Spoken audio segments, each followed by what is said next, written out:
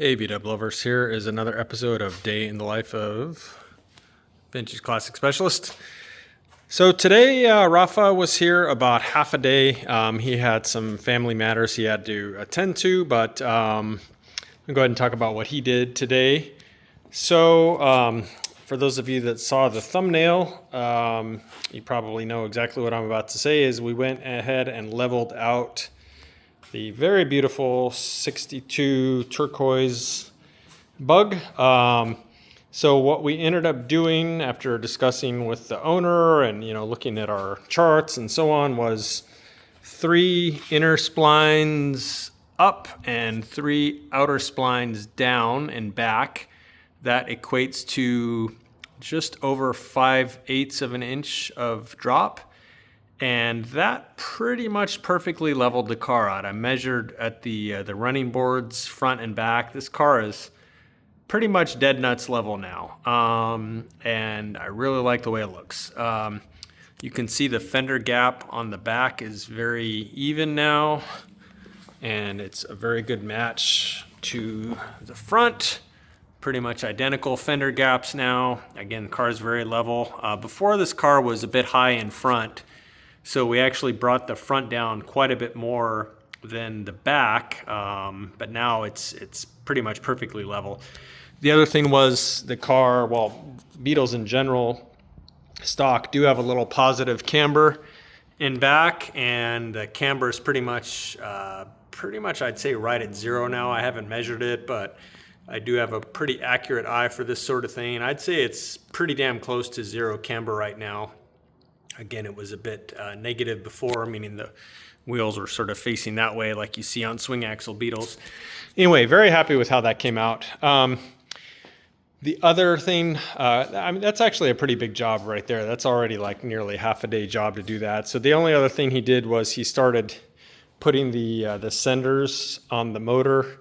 We're going to run the owner is going to run a oil pressure, oil temperature, and then tachometer. So Rafa started putting those senders on the motor, and then tomorrow he should be back tomorrow morning, and then he can start running wires for the gauges, and then ultimately the gauges will go in. So don't worry, I do plan to spend some quality time going over this car. Again, I'm going to wait till it's done and we've added its new goodies, but for now this is kind of where we are with it.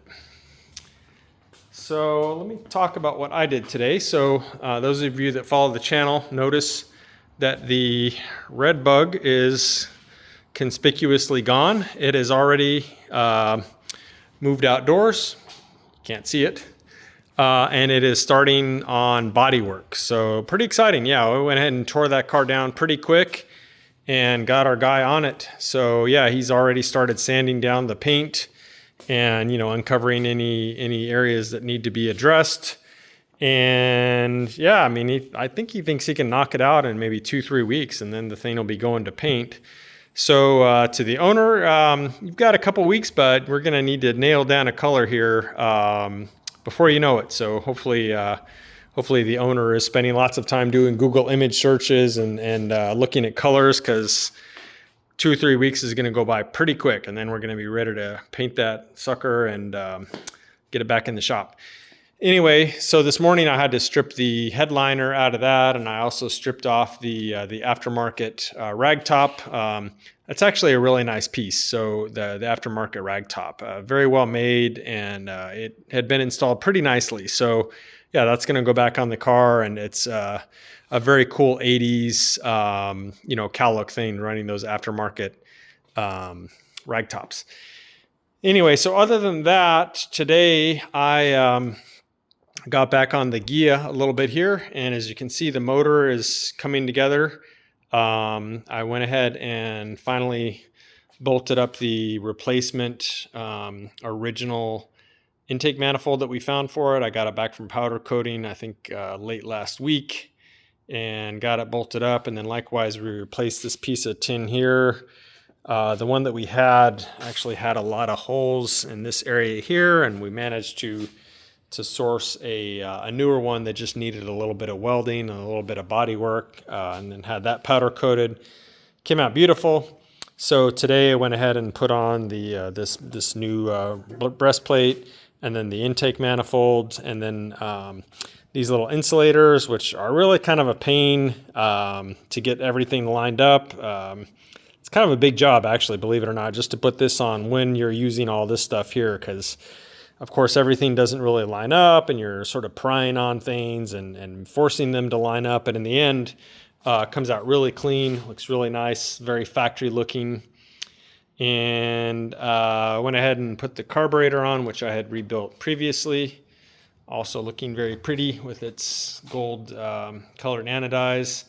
And then only other thing is I went ahead and plugged the distributor in, and I think that's about it. So yeah, this motor is coming together. Still obviously some details left to do on it. Got to connect the fresh air heater hoses still, and some other things, but the motor is going to be done before we know it. And then I actually need to get on with the engine compartment here and get it ready. So I still need to add the seal that goes around the perimeter that the engine tin seals against. And then we need to put in this sound deadening board against the firewall there. And then we can go ahead and put the motor in. So other than that, on this car, we need to get back on the wiring and need to finish the dash. And those are kind of the major things, obviously putting the motor in and then putting the interior back in. So yeah, this car should start coming together pretty quick here. We're pretty much just reassembling it at this point. So that is it for today, guys. Hope you enjoyed this. Please remember to hit the like button, and please subscribe to our channel if you haven't done so already, assuming you like our content. If you don't like our content, then I guess don't subscribe. But anyway, thanks for watching, and we'll see you guys soon. Bye.